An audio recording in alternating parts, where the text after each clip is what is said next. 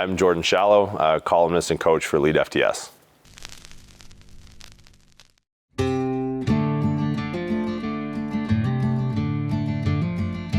I was born in St. John's, Newfoundland, which is like a small town on the east coast of Canada. I grew up in Windsor, Ontario, which is like right opposite like Detroit, Michigan. I'm a strength conditioning coach, chiropractor, powerlifter. So I'm trying to just travel around these days and just trying to talk about injury risk management and sports performance and how it applies to powerlifting, how powerlifting applies to rehab, how rehab applies to sports performance, and sort of just, that's kind of the long and short of it. I always played sports growing up, so I played hockey from the time I could walk, I could skate, which is kind of like par for the course in Canada. And then was always into like strength conditioning as an adjunct to like get better at my own sort of hockey career. And one day training for hockey became the main goal, and hockey sort of phased out and training kept going. And I was like personal trainer at the time and was like, well, how do I turn this into something I could do as a career? And that led me like down the route of like going to Chiropractic College. And from there, I sort of got linked up into the powerlifting community. One of my first patients was a pretty prominent powerlifter. His name's Dan Green. So I was in Mountain View, California. So he was kind of like how I learned the ropes of like chiropractic when I first started, and then in return, sort of learned powerlifting at a very accelerated rate with him and the other lifters at Boss Barbell. So my office was actually inside the gym. So I got to know a lot about powerlifting really quickly and started competing soon after starting to work there, and the rest is kind of history. I think if you look at Dave's Instagram, it's either his inbox or his Instagram. I messaged him. I've been messaging Dave in some capacity for 6 years, maybe longer. And like either on like through his like direct message on Instagram or through Facebook or through email.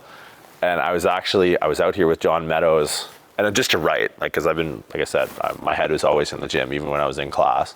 And one of the things that, obviously one of the resources you find is Elite. And once you find Elite, you're like, okay, I'm just gonna, everything that comes out, I'm just gonna digest and digest and digest. So I've been on elitefts reading articles since I could read and since I gave a shit about training.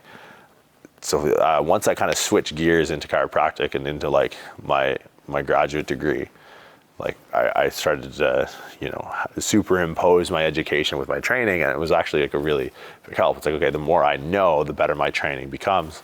So I would message Dave like once a year. I'd just be like, hey man, like this is what I'm doing. This is what I do, especially when I got into powerlifting. I had some strength and conditioning background prior to going into school. So I was like, okay, maybe this would be enough. Maybe this would be enough. And like in running my own business online, even to the scale in which I have, like PreScript operates, which is nothing compared to this, more sympathetic I could not be to Dave's situation of trying to answer every email and DM, especially from some kid he's never heard of.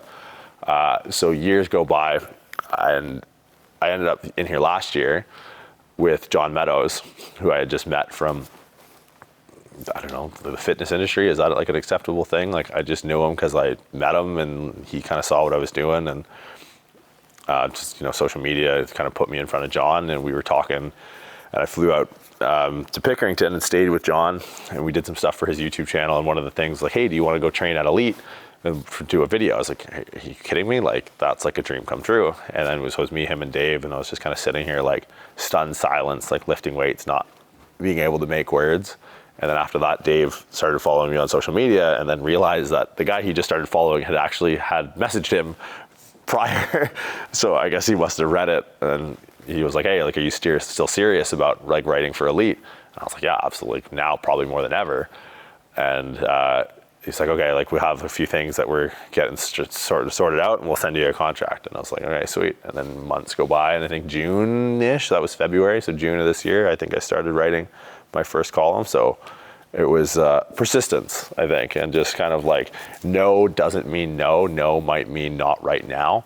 And then just kept pursuing kind of like more education, and probably now I'm in a position where hopefully the stuff I write, like if I would have started writing 5 years ago, it would have been like the arm bone connects to the elbow bone, like it would have been nothing. But now hopefully with like the experience I have and the education I have, that the stuff I do write for Elite is at the level that it should be, and then at the level that I was used to when I was reading articles back in the day. Oh God, it's a plague. I don't know. Okay, so here's the thing. In chiropractic college, like everyone is very bone first, whereas like my approach in getting to the nervous system, being nervous system first, and nervous system doc is just too long of a handle. And so my differentiating factor, even from day jump in chiropractic college, was it was like a muscle approach first, right? We use the muscle as an intermediary to access the nervous system. For most times, it's too far removed to start with the bone in a lot of cases. So my differentiating factor as a chiropractor was the fact that I maybe operated more like a physical therapist. So I saw the writing on the wall. I kind of know how the game was played. It's like, look, I wasn't on Instagram before I started the pursuit of my career, but it's like, okay, if this is something that I want to do, there's a reach here that supersedes geographical bottleneck. I want to be able to have more of an impact because I think some of the things I'm saying are a bit different, especially in the field I'm in.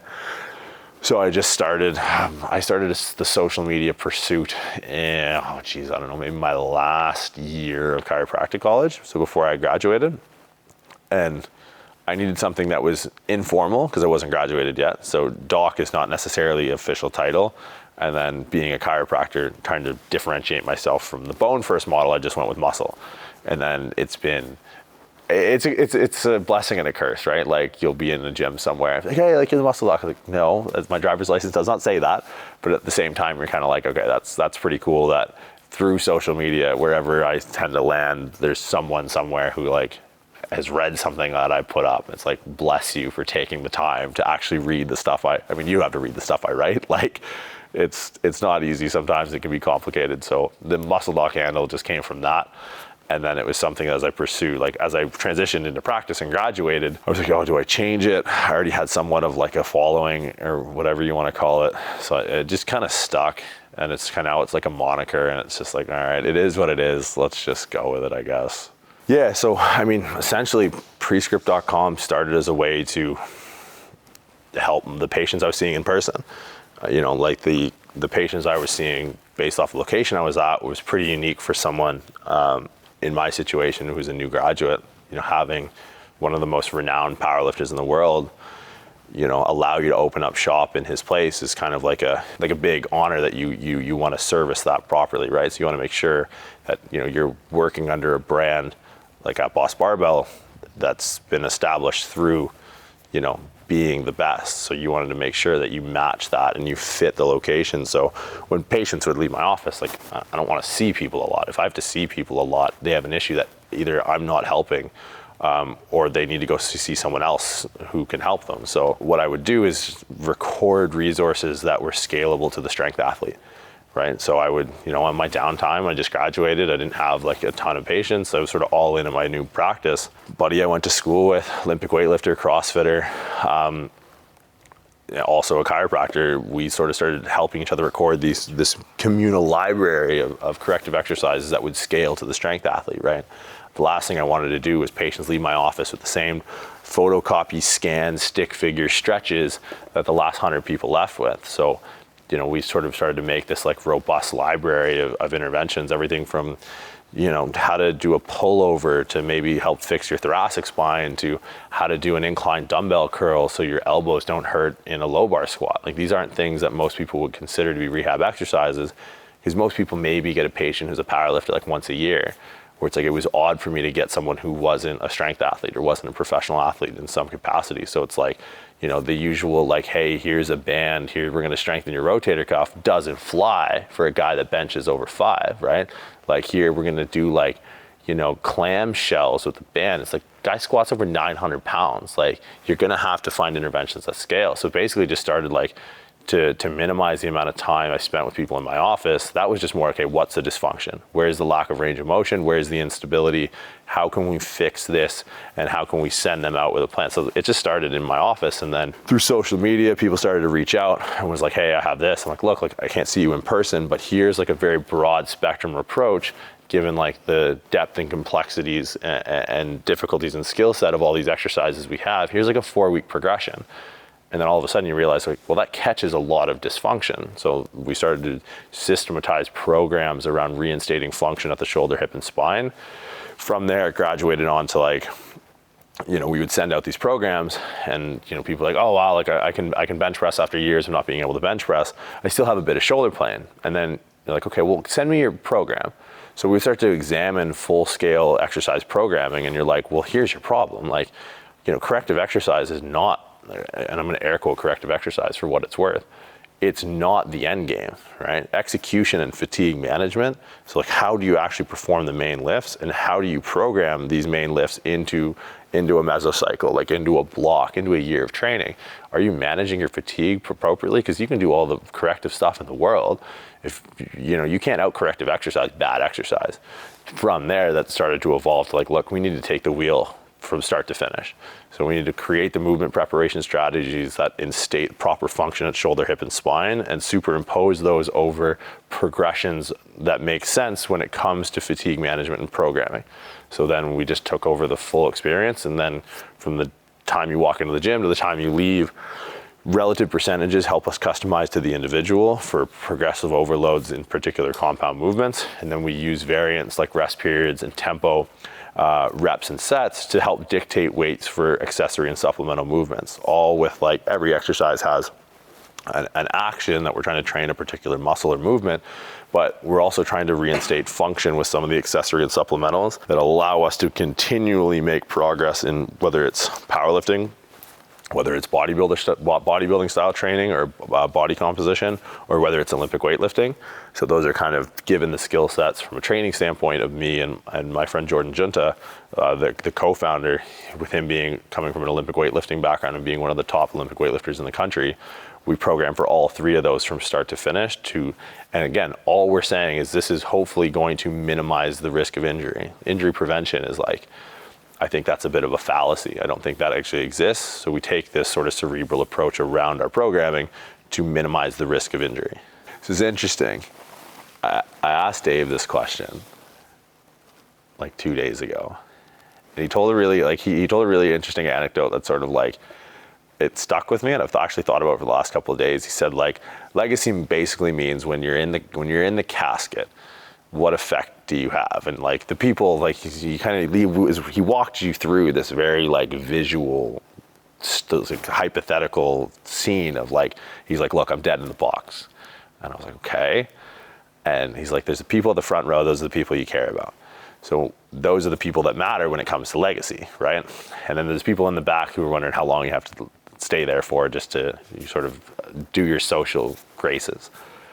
And when he listened to it, and I've never thought that Dave was ever wrong until then, because I think like what Dave doesn't realize is that the people at the back, when like, we're all gonna go, but in that situation, like the people at the back will have been just as impacted by Dave as the people at the front. And I think that was something that like the first time I ever probably disagreed with him, and reading all the stuff throughout all the years, I was like, fuck, like this guy gets it. Or holy shit, like more often than not, I was like, oh my God, I never looked at it that way. I totally agree.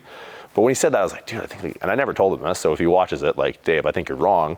Because I think people in the back of the room are gonna, especially with the reach that Elites had, I think are gonna be as equally affected by his legacy as the people close to him. So to be able to just reach more people and have the industry and have it be different than when I came, like when I came into the fitness industry or rehab or strength and conditioning or whatever, like change a paradigm. Like leave your mark as far as like, okay, people now look at it this way because of you. Because I look at training differently because, I started reading like Charles Poliquin was a big influence of mine in the early days. And then obviously Dave, and then going around and seeking out like these oracle resources that were just like, everything they put out was just so different, but so pragmatic. So I think like being able to just be in the conversation of like, if you're gonna make a Mount Rushmore of people that really like push the envelope when it comes to thinking about strength and conditioning, when it comes to thinking about powerlifting or rehab, like leaving your mark and making it different. Like there's a shift in paradigm from when you started, from when you left. I came from the mud. There's dirt on my hands.